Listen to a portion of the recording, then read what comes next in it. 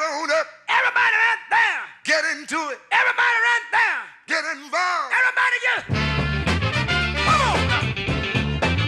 Come on up.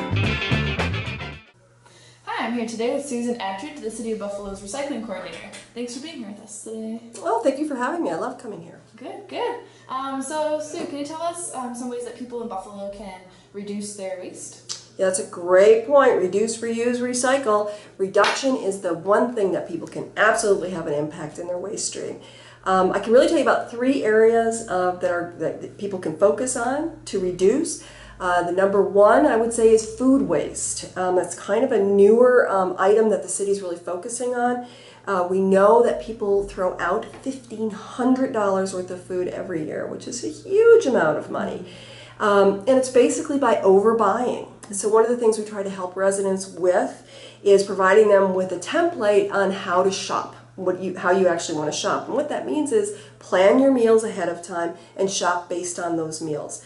You know, we were all sort of pushed into doing that bulk buying a while because you save money, but you're not saving money if you end up throwing it out. So this is something we're really focusing on right now. And we've been going into the schools and doing some programming too, so we have a lot of information on our webpage on food waste reduction. Another item is yard waste. We still see a lot of yard waste in the totes, in the blue totes. Yard waste is collected curbside during the leaf season, which is about to start in October. And it's also any wood debris that you have that is large will be collected and composted. So you really don't want to you want to put it in a clear bag, you want to put it next to your tote, and then it'll be recycled whenever possible and during the leaf season. And then that third item is textiles. We see a lot of textiles still in the garbage, and I think part of that is people think their old clothes aren't worthy of being reused, but that's simply not true.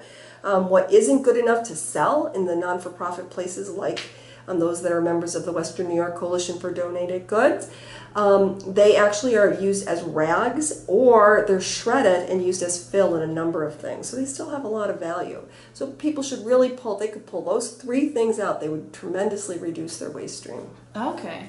And what are some other sort of, not necessarily large issues like textiles, but some other little things that people might be putting in the trash that could go in recycling that you see pretty often? Well, one I recently learned, and yes, I've been doing this for, over 20 years, and I just learned that bottles and bottle caps and lids can all go into the green tote. I was taking them out and I was putting them in the garbage, so I thought, no, these can't be, but they actually can be recycled. So those can go in.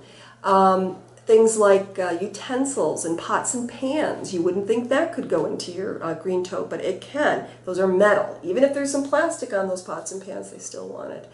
And then, there's lots of different things, plastics, which is a very complicated recyclable, but things like garbage cans are made out of what's called a rigid plastic. That can actually go into your green tote too if it fits or right next to your green tote. Okay, excellent. Mm-hmm. Well, thanks so much for all of these tips. Hopefully our viewers will be able to move a few things from their blue totes to their green totes if they aren't using the green totes already. And we really appreciate you being here with us today. Thanks for having me. Everybody